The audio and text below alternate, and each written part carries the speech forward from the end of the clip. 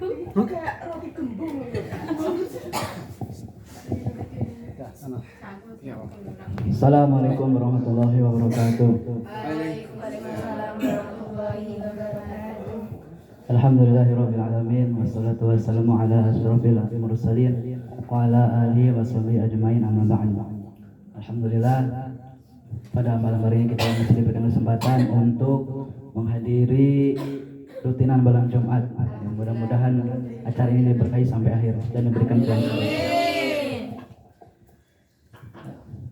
Yang pertama, yang terhormat kepada Abah Yai Teguh Ghazali selaku pembimbing, selaku pengasuh Pondok Pesantren Nurul Huda, kami sampaikan terima kasih atas kesempatan berlatih untuk berbicara.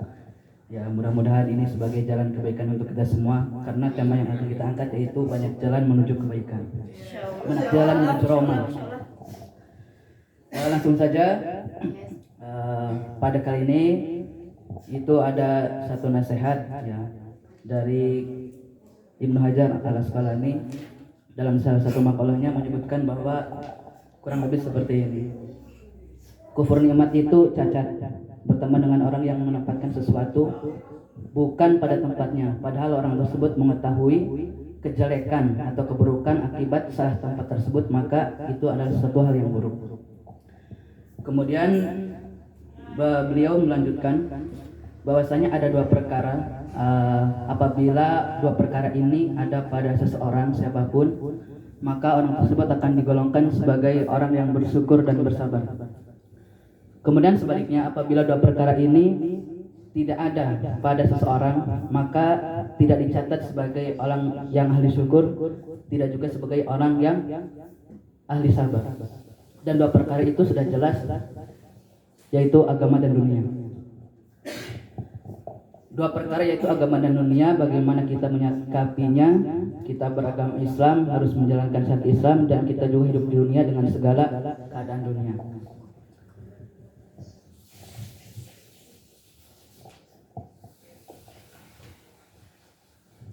Kemudian beliau melanjutkan dengan catatan atau hadis yang diriwayatkan dari Imam Tirmizi, kurang lebih seperti ini. Penjelasannya yaitu, barang siapa yang melihat keadaan agamanya kemudian melihat orang lain dengan keadaan agamanya yang lebih tinggi, orang tersebut mengikuti orang yang ilmu agamanya lebih tinggi, kemudian melihat orang dengan keadaan dunianya itu lebih rendah daripadanya, tetapi orang tersebut mengucap alhamdulillah atas apa yang dianugerahkan kepadanya, maka dicatat sebagai orang yang syukur dan sabar. Selanjutnya, barang siapa yang melihat agama seseorang itu, barang siapa yang melihat agama dirinya itu lebih tinggi dibandingkan dengan orang lain, dan melihat keadaan dunianya itu, maksud saya, mohon maaf kebalik, barang siapa yang melihat keadaan agamanya itu lebih rendah, lebih tinggi daripada orang lain, tetapi keadaan dunianya itu lebih rendah dari orang yang dilihatnya, kemudian orang tersebut merasa kehilangan atau merasa tidak cukup atas apa yang dimilikinya, maka orang tersebut tidak dicatat sebagai orang yang syukur dan sabar. Ya, ini jadi rumusan masalah. Ini laptopnya. Ini jadi rumusan masalah, yaitu tadi yang pertama, barang siapa melihat keadaan agamanya dibandingkan dengan orang lain, mengikuti orang yang lebih tinggi ilmunya, tetapi ketika melihat dunianya itu lebih ilmu dunianya lebih tinggi, misalkan keadaan dunianya lebih tinggi, dia mengucap syukur dengan alhamdulillah. Kemudian ada yang kedua, yaitu kebalikannya, yang ilmu agamanya itu tinggi, tetapi kok misalkan merasa kurang puas dengan yang dimilikinya, maka tidak digolongkan syukur dan sabar. Kemudian apa pelajarannya? Kurang lebih seperti itu. Maka yang pertama, apabila diberikan kecukupan, sudah layak kita mengucapkan alhamdulillah. Alhamdulillah atas diberikan kesempatan. Kemudian yang kedua, yaitu jika kita diberikan ilmu, ternyata ilmu kita itu apa ya, awam lah, kita tergolong orang awam, maka sudah sepantasnya kita itu untuk mengikuti kiai-kiai yang sudah cukup ilmunya, yang sudah jelas keilmuannya, untuk mengamalkan apa yang diajarkan oleh beliau-beliau. Kemudian selanjutnya yaitu jika kita ternyata diberikan ilmu yang lebih, tapi kok dilala keadaan dunia kita itu seadanya, maka tidak seharusnya pula kita untuk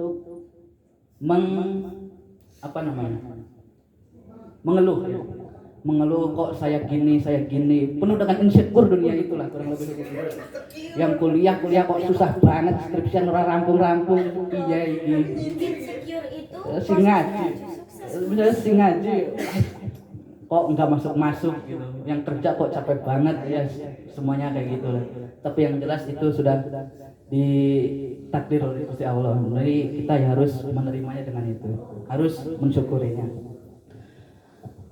Dan barangkali mungkin ujian kita sebagai santri itu ya bukan di pondok, bukan level santri kita itu karena piagam penghargaan kita, karena sertifikat kelulusan, karena piagam ini dan itu, tetapi mungkin itu pas ketika kita sudah di luar pondok. Kita yang dikatakan sudah ngaji misalkan,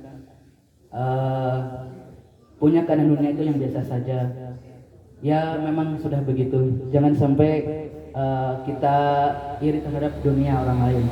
Karena dunia itu ya hanya permainan, sedang gurau dan kecil lah, permainan. Kemudian yang selanjutnya yaitu ya ini yang mungkin paling berat bagi kita. Tadi di atas disebutkan bahwasanya orang yang agama itu lebih rendah, walaupun keadaan dunianya lebih tinggi, itu harus mengikuti orang yang ilmu agamanya lebih tinggi. Jadi sudah jelas bahwasanya status kekayaan kita itu tidak bisa menukar ilmu agama.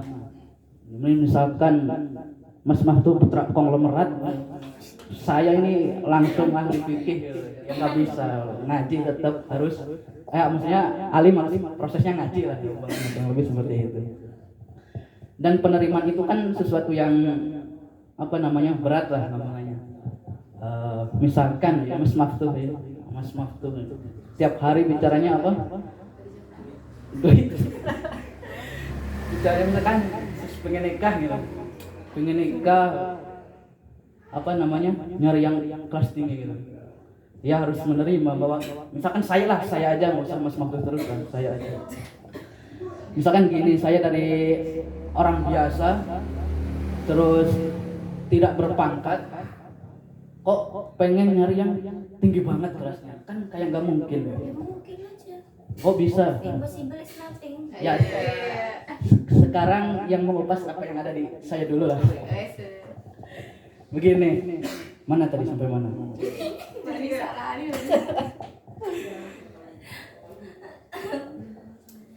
Mana ya tadi? Begini, misalkan tadi udah kelas biasa dari segi finansial atau dari segi nasab, kok ingin memperbaiki keturunan dengan sesuatu yang lebih tinggi di atas saya. Bagi saya itu mungkin memperbaiki, tapi bagi dia mencederai. Mencederai. Kalau sudah Allah Said kun fayakun gak ada yang gak mungkin. Ya oke lah. Terakhir itu. Set. Wes kesimpulan lah, kesimpulan. Kak foto. Kesimpulan apa? Mas Aldo. Kesimpulannya tetap berjuang selagi masih diberi nafas. Kesimpulannya jadi itu di akhir keterangan beliau itu kurang lebih seperti ini. Itu menunjukkan pada semua jalan kebagusan. Kok jalan kebagusan? Jalan kebagusannya di mana? Kalau kita misalkan ya diberi kecukupan, dengan kecukupan itu kita mengucap alhamdulillah, ingat kepada Allah. Ternyata diberikan ya sederhana, ya disabari. Dengan sabar itu ingat kepada Allah lagi. Diberikan ilmu yang cukup, ya alhamdulillah. Dengan ilmu itu kita bisa ilmu itu bisa membimbing kita, bisa membimbing masyarakat, kurang lebih seperti itu.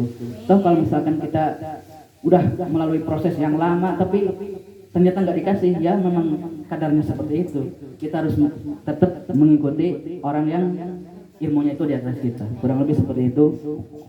Kurang lebihnya mohon maaf. Dan yang terakhir ini pesan ya, untuk ditonton. Untuk ditonton, di komen, kan bukan apa-apa, tapi untuk dikoreksi.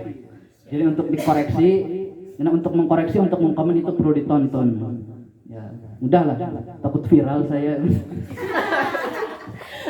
Nah, tapi balik saya. Assalamualaikum warahmatullahi wabarakatuh.